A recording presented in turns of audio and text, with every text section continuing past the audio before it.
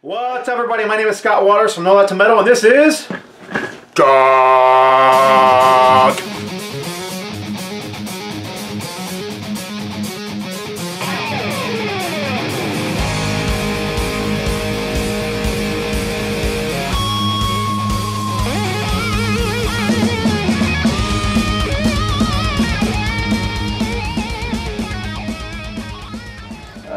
Yeah, go ahead and do another one. I only got 2 left in this preliminary pile. But... All right, yeah. When I was in DT Seizure, oh, the name is on here. I never noticed that before. I never knew the name was on the cover because I've never seen it on vinyl. Slayer, South of Heaven. See, you probably knew that. I didn't, because we had it on cassette at the time, and when we were in DT, we listened to this thing all the time. And this was such a different approach for those guys because it was they had slowed things down. Yes, and but it was so heavy. It was kind of Sabbathy, but yeah, it's totally heavy. But the title track is just those dissonant guitars. Oh yeah, awesome. If I had to pick a flavor Slayer song, I think that would probably be in the top. That's just a great song. I think Angel of Death is mine.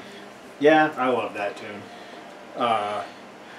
I mean, they went into some different areas. This wasn't all Hail Satan like their earlier efforts had been. So they were singing about some different stuff. Yeah, it was a little more intelligent. Serial killers and war, and still violent, but that's totally Slayer. I mean, there's definitely you can't. You know what you're going to get pretty much as far as subject matter is concerned. We lost it there. Yeah, Jeff Hanneman's gone. In fact, Slayer is. Have they already finished up their final tour? At least they're saying they're retiring. Yeah, Slayer, they're like the AC/DC of thrash. I mean, they're just so consistent. You know what you're going to get, pretty much. Yeah, and they're huge. I mean, oh yeah, Slayer's massive. You can't even go to any metal show without some drunk guy screaming out Slayer. Yeah, they become iconic in that way. I mean, because they're outside. I mean, they're one of the big four. Yeah. But they were outside of the Megadeth Metallica mentality a bit. They did sway. They did change their sound a little bit, though. They kind of went into a slightly more hardcore sound. Not here, but later ones. And they put out an album that had a lot of hardcore covers on it. Yep. Which was kind of cool.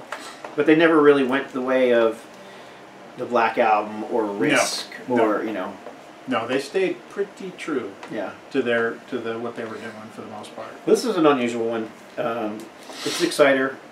They were always a power trio from Canada, hyper speed metal, one of the proto bands for thrash. Absolutely. But by this time, this is like their 5th album, I think. Is this after Unveiling the Wicked? I think it's after Unveiling the Wicked, so it would have been their 5th, right? And not including EPs and all that. Oh, right. The Field of Nine. Field of Nine, yeah, that kind of stuff. But this album is absent guitarist. John Ricci. Exactly. But you still have... what's his name? Alan Johnson on bass, and of course drummer, vocalist Dan Beeler. And Dan's vocals are very much his own.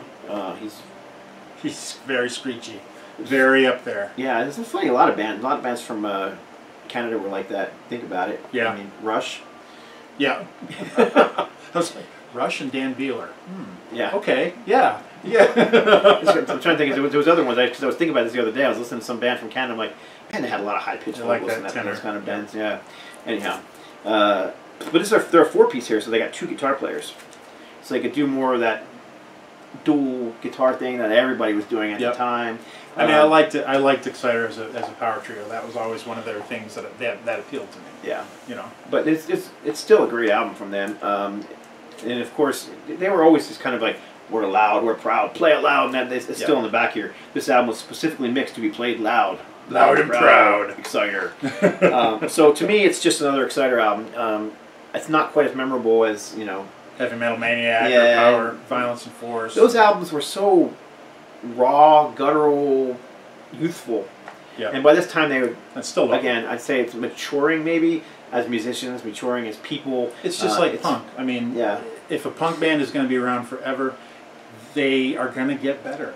Yeah. They're just going to get better. It's just the way it works. Yeah. So, but then again, in that same thing is that people get better, but some of the things you like about those punk bands or early Raven or early Exciter was that rawness that that this was all heart and it was all vibe. And yeah, it was attitude exactly. Yeah. But anyhow, they weren't trying to prove anything. I'm not going to say it's a great album.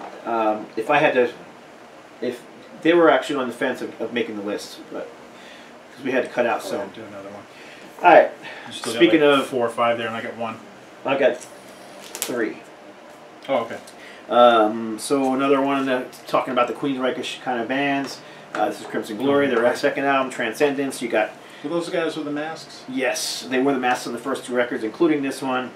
Just otherworldly vocals from Midnight, and the guy's name was Midnight. Again, kind of where you wish Queensryche would have gone after the EP or the Warning. You know. Oh yeah. Kind of instead of going the way they did, which was veering off to all their different styles. Yep. This is where a lot of people wished they would have gone. But this has incredible songs. My favorite being Red Shark, I think, is on here. Red Shark's, yeah, right there. Lady of Winch, this is not a bad song on this. Where Dragons Rule, Lonely. This album is just, it's just straightforward heavy metal. Very Queensryche-ish, like I said, but I don't know, if you're into power metal or, you know, American heavy metal, these guys are just, we're very well known. I know. Transcendence. I don't know what this is on the back. It's some kind of seal, some occultic looking thing.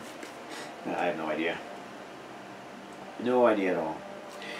But anyhow, they did release another album after this one, and then Midnight was gone. Their vocals was going after the 3rd album, and they released some more stuff. But they changed their sound after the first 2. They no longer had that Queensryche sound with the 3rd album, which I also love. They went towards a more Zeppelinist, straightforward hard rock sound. Wow. Which they did great. I mean, but this in their first album, there's just most people would say, you know, these are one of the greatest American heavy metal bands to come out of the mid '80s. So, and I would agree. Very, very great album from them. This is a music on vinyl reissue of it, and the sound quality on this thing is spectacular. I had an original pressing too, which I've since traded off. And I rarely do that because I usually like to have the original pressing. Yeah. But this one just sounded so good. There was a band called Crimson Thorn too. Crimson Thorn was a death metal band from the 90s. I mixed those 2 guys up. Do another one. A lot of Christian bands in this one. Yeah, actually there were. The Christian music was becoming much more better. It was gooder than it used to be. It's much gooder than it used to be. Yeah. This is the 3rd album from Bloodgood, Rockin' a Hard Place. This album is a bit weird. The first album was straightforward heavy metal. Second album was a little more refined. They did songs like the Crucify, and come on, what song that goes with Crucify? Yeah, I can't think of it either. Anyhow, we just talked about it in the last video, I think. Yeah, we did. Anyhow, this one the Savior? No, Messiah. Messiah. Yeah. There you go. And anyhow, this album they got a little more melodic. There's like piano parts on here and stuff like that, but it's still metal. It's still pretty straightforward. It's not like proggy or anything like that. But the production's a little more weird. Apparently, the story that I've been told was I thought there was no bass guitar on here. I thought the bass guitar had been like pulled so out of the mix you couldn't hear the bass guitar. Oh. That is what I thought when I knew nothing about music or recording when I first got this record.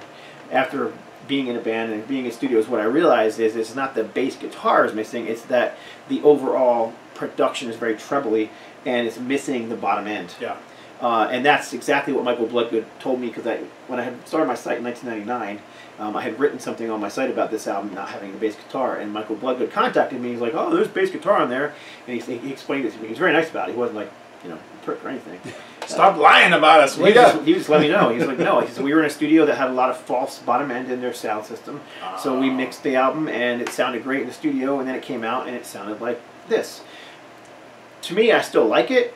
Kind of like Ultimatum's Puppet of Destruction. It was missing the bottom end because they mixed it in a studio that was had a lot of bottom end in their sound system. So when it finally came out, I was like, "Where's the bass? Yeah. Where's the?" I mean, this isn't gospel or anything, but anytime I've ever done any recording, I always get a mix and I ride around in my car with it. Yep. Best place to listen to it. Yeah. So that just gives you I mean, that's where a lot of people are going to hear it for the first time. If it sounds decent in there, probably going to sound decent anywhere else. Yeah. So, but anyhow, it's still a great record. She's Gone is one of my favorite songs. And that's actually like a ballady song, but it's a very emotional song about someone who committed suicide, I believe. So I could just kind of the Sabbath song. Is it? No. Is it called "She's Gone"? Yes, it is. "She's Gone." Yeah. And then there's a song on here that's very heavy. It ends the album called "7." It's all about the number 7 and the whole mysticism with that and how it's in the Bible. Right.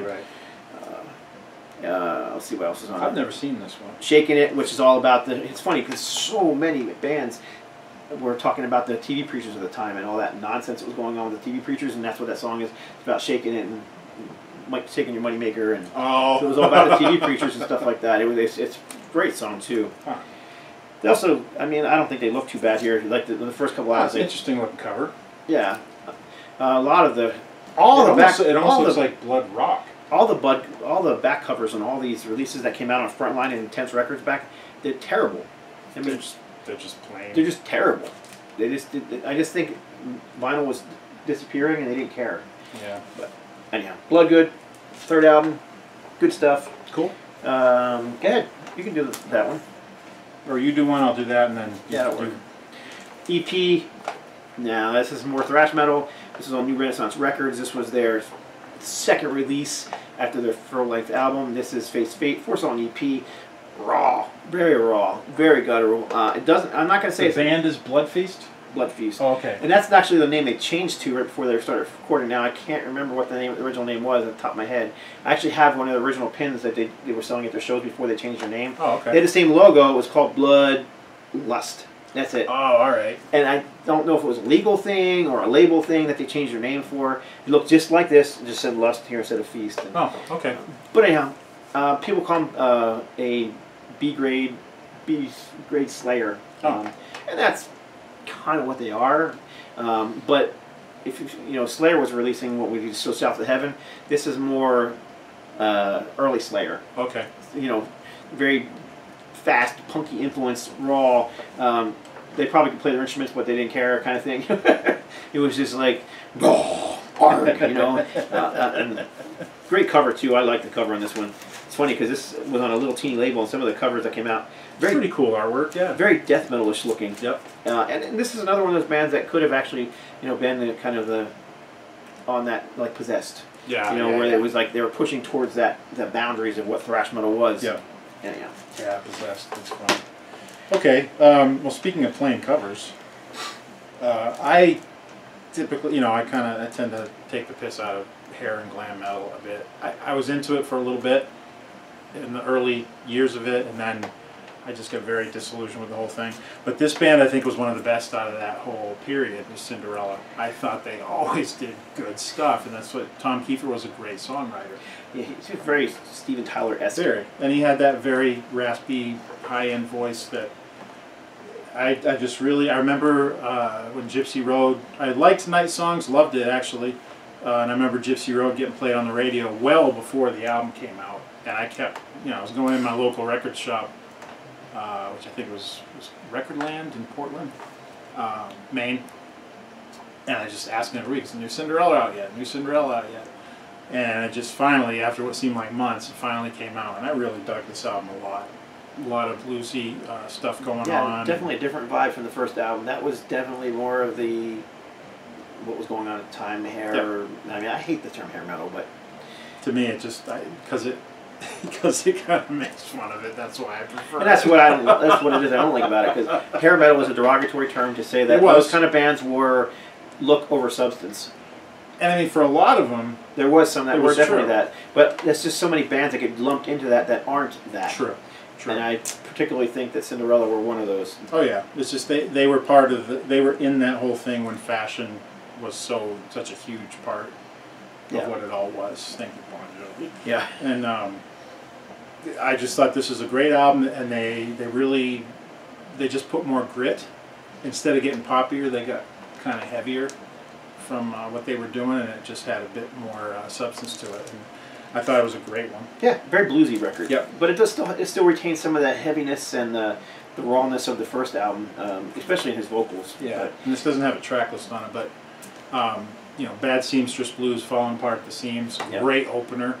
Gypsy Road, like I said, that was the big single. Yep. Don't Know What You Got Till It's Gone. The song still gets to me. I can still hear that. I remember I had just joined DT Seizure. I was listening to this tune.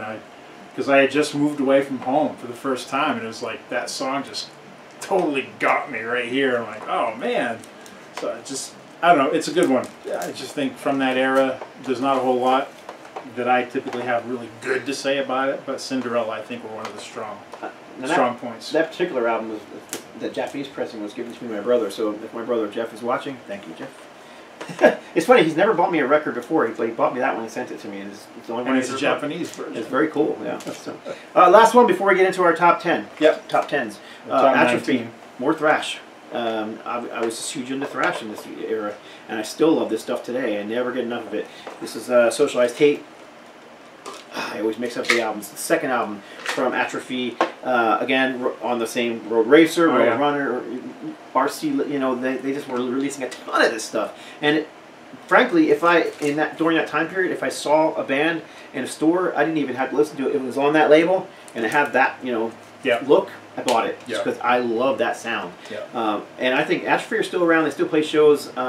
They played at one of the Milwaukee Metal Fest or one of them just a couple years ago, but they don't have any new material out. They keep promising it, but I haven't seen it. Okay. But they did release their early demos on vinyl, which I did pick up. So awesome. Damn. All right, that's enough for this one because we need to get to the top 10, and we're right. Probably. You want to take a break? Yep. Taking a break. So we'll be back. That's it. Thanks for watching. No, I mean, God bless. I didn't mean like a real one. Yeah. I meant a break. We got to still do our top 19. They're on a break. Well, we're not together. You cheated on me with a copy girl. Yeah.